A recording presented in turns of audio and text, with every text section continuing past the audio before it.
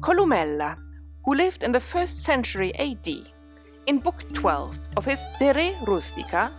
records the recipe for a very durable dried fig cake in which semi-dried figs are smashed. He here proposes to smash them with one's washed feet, but hands or even a food processor will do as well,